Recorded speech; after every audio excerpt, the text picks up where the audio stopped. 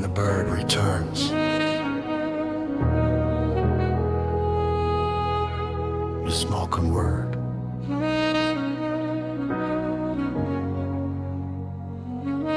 They took a story, a people carved in rock, a kingdom rising without apology from the sacred grounds of Madzimbahwe, where walls spoke and silence carried authority. They took the bird, not just a carving, no. They took a voice, a witness, a symbol that once sat above kings and whispered to the soul of a nation, "You are sovereign." And when they took it, they scattered more than artifacts. They scattered memory. They scattered identity. They scattered us. From the soil to the cities of strangers, from inheritance to survival. And we learned to live without remembering who we were. But history has a way of circling back. Because what is taken without permission must one day answer to time. And now the bird returns, not quietly, not accidentally, but deliberately, through the corridors of power, through decisions made in rooms where nations now begin to remember justice. Even those once tied to names like Cecil John Rhodes cannot hold what was never theirs to keep.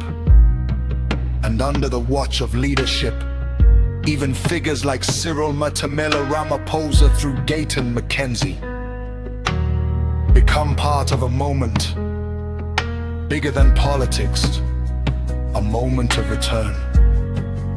But hear this clearly, the return of the bird is not the end of the story. It is the beginning of a responsibility. Because a symbol restored demands a people restored. So what do we do now, Zimbabwe? Do we celebrate and sleep again? Or do we rise with the weight of what it means to carry back a legacy that never died, only waited?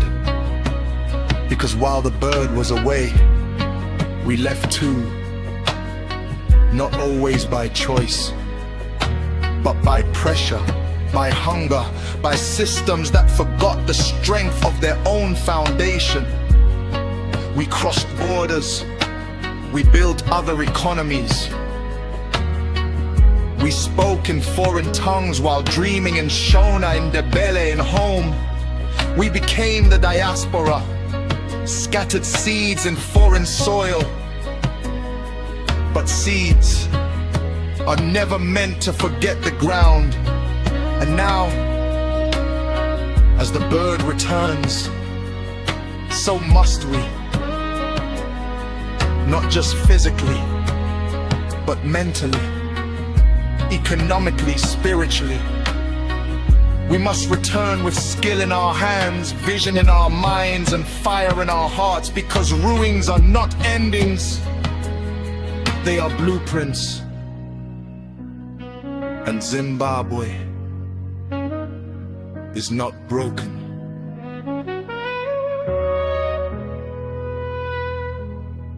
Zimbabwe is waiting, waiting for builders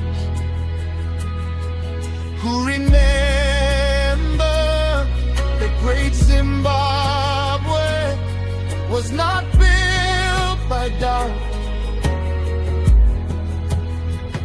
It was built by certainty, by hands that understood.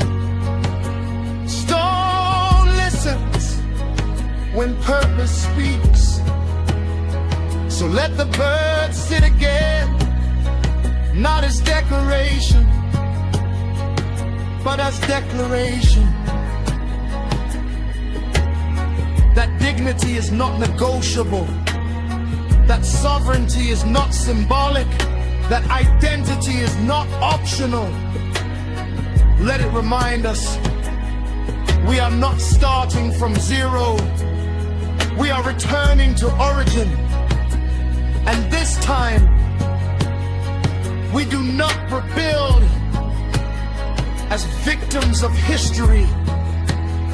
We rebuild as authors of destiny.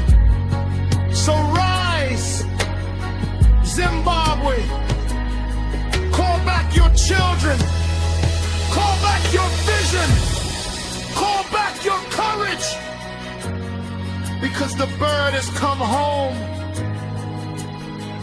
And when the bird returns, a nation must remember how to fly.